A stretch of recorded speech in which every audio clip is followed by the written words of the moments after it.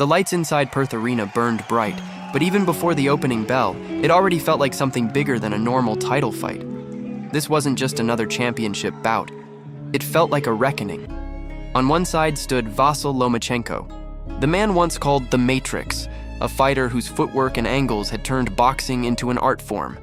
On the other side stood George Kambosos Jr, Australia's proud warrior, a former unified champion desperate to prove he still belonged among the elite. The crowd roared with every introduction, every camera flash, every tense stare across the ring. But underneath all the noise was one giant question hanging over the entire arena. Did Lomachenko still have greatness left in him? For years, Lomachenko had been treated almost like a myth in boxing. Fighters studied him the way students study film in a classroom. Analysts replayed his footwork frame by frame, trying to explain how he created angles that shouldn't even exist. But the aura had faded recently. Losses to younger champions, long layoffs, and the weight of everything happening back home in Ukraine had caused many people to wonder if his best days were already behind him. Meanwhile, Kambosos walked into the fight believing this was his chance to shock the world again, just like he did when he upset Teofimo Lopez. He promised pressure, aggression, chaos. He claimed he had spent years studying Lomachenko. He said he had the answers to the puzzle, and for the opening moments, you could feel the tension from both men. Neither wanted to make the first mistake. Lomachenko stood calm in his southpaw stance, bouncing lightly, eyes locked onto Kambosos like a chess player planning 10 moves ahead. Kambosos came forward aggressively, trying to establish his jab and let the crowd know this was his territory. The commentators immediately noticed the tactical battle unfolding. Kambosos wanted pressure, Lomachenko wanted angles. Then came the first glimpse of the old Lomachenko. It wasn't even a huge punch, it was movement. A subtle step to the side, a quick pivot. Suddenly Kambosos was punching air while Lomachenko landed clean and escaped before a counter could arrive. That's when the crowd began to understand what they were watching. Lomachenko wasn't just fighting, he was downloading information, in real time. Every round felt like Kambosos trying to solve a riddle while the answer kept changing. He would step forward, but Lomachenko would slide out to the weak side angle. He would throw combinations, but Lomachenko was already gone before. The second punch arrived. The Australian kept trying to pressure him backward because historically that was the blueprint people talked about for beating Lomachenko. But there was a problem. Lomachenko wasn't moving backward. He was moving around him. And once Lomachenko started finding his rhythm, the fight changed completely. The combinations started flowing. Sharp three-punch sequences, sneaky left hands down the middle, quick touches to the body followed by hooks upstairs. Every exchange became more frustrating for Kambosos. You could see it on his face. He was trying to think while Lomachenko was simply reacting naturally. One fighter was calculating, the other was improvising like a master musician playing jazz. Though, commentators kept repeating the same idea throughout the fight. Kambosos was too straightforward with his movement. He moved directly in and directly out, while Lomachenko operated on invisible angles. That difference slowly became the story of the night. Lomachenko's feet controlled the entire fight. Every step created opportunities, every pivot forced Kambosos to reset. By the middle rounds, Lomachenko had fully taken over. What made it even more impressive was the aggression. In some of Lomachenko's biggest recent fights, critics accused him of starting too slowly. Against Teofimo Lopez, people said he waited too long. Against Devin Haney, many felt he gave away early rounds. But this time was different. From the opening rounds, he looked determined to impose himself. He wasn't there to survive 12 rounds and edge out a decision. He came to dominate. And little by little, Kambosos began unraveling. Whenever he landed something decent, Lomachenko answered, immediately with something cleaner, sharper, and more damaging.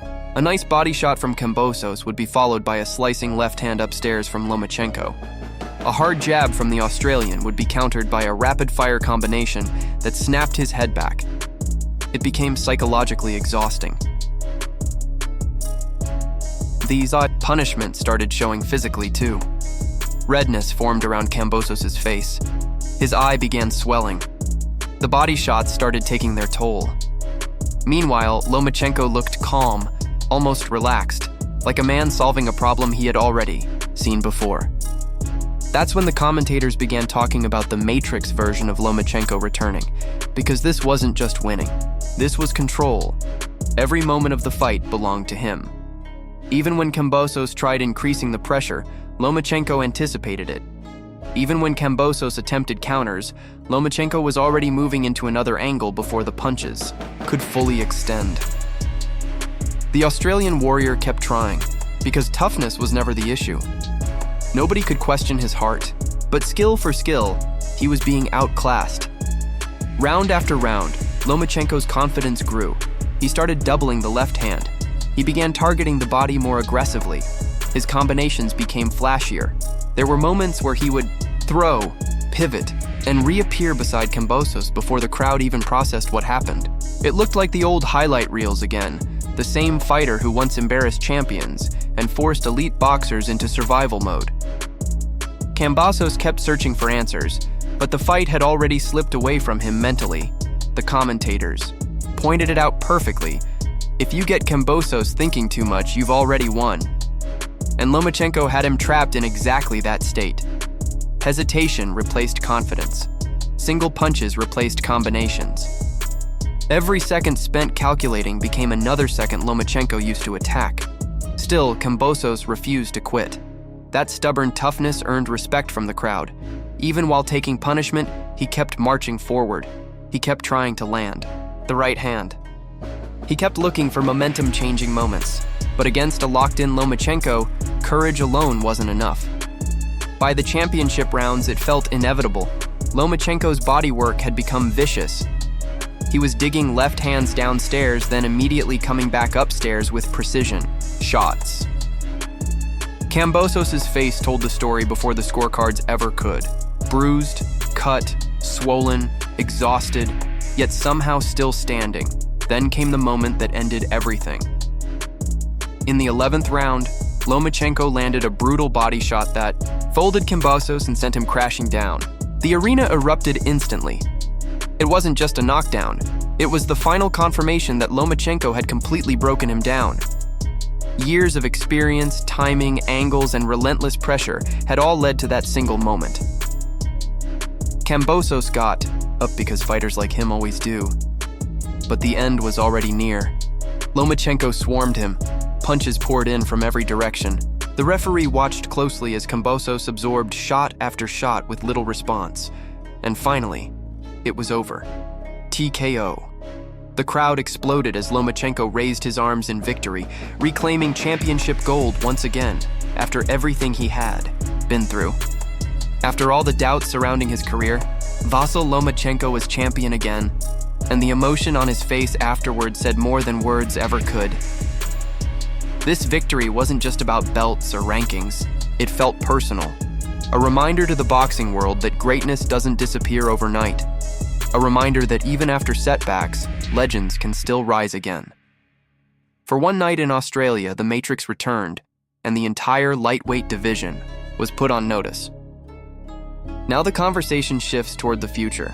With names like Shakur Stevenson, Devin Haney, and the rest of the loaded lightweight division waiting, Lomachenko suddenly feels like one of the most dangerous men in boxing again.